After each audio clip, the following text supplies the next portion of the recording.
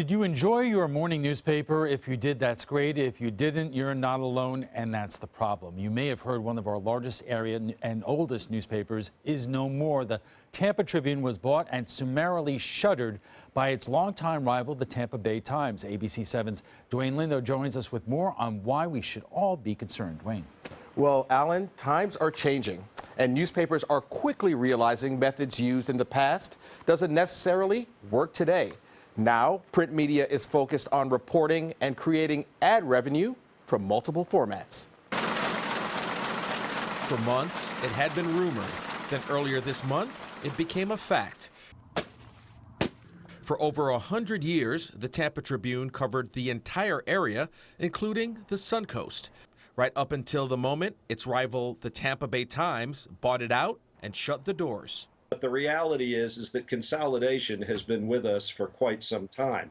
Why? Because there are only two ways, as far as I know, to deal with competition. You beat it or you buy it. For decades, newspapers were one of the primary sources of news.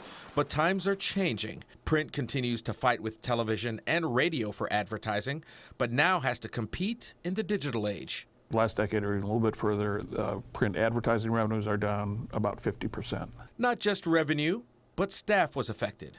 It got as high as mid 55,000, 56,000.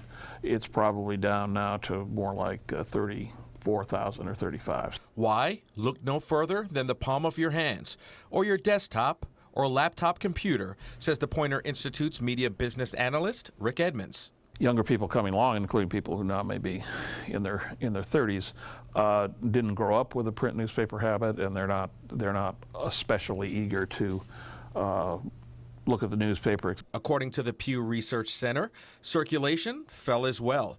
Weekday circulation fell 4% in 2014 and continues to decline.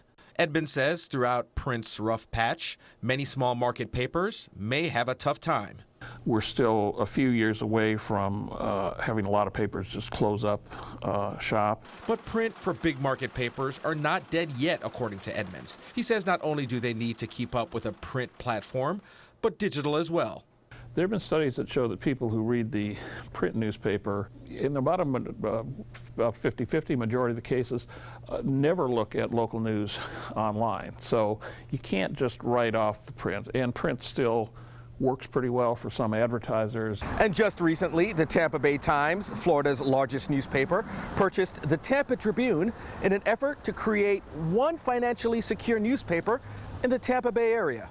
Very much had to do with the Tribune's challenge that it had for a number of years been smaller in circulation, a little bit less attractive to advertisers, not doing as well as a business. University of South Florida journalism professor Tony Sylvia says consolidation is here to stay.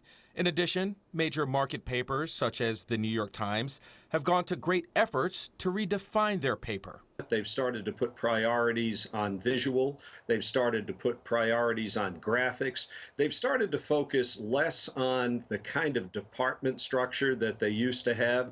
A model that both men say many papers may adapt to. Recognizing that the audiences have moved on. People work 2 or 3 jobs, both parents work. The reality is there isn't time. There isn't leisure to sit down and read a newspaper. There will come a time when many papers have switched to digital for the weekdays and then keep the Sunday paper because that's the best day for reading. Well, Alan, the good news is that many of the top-tier newspapers with high digital traffic are also the ones with the greatest U.S. circulation. All right, Dwayne, thank you.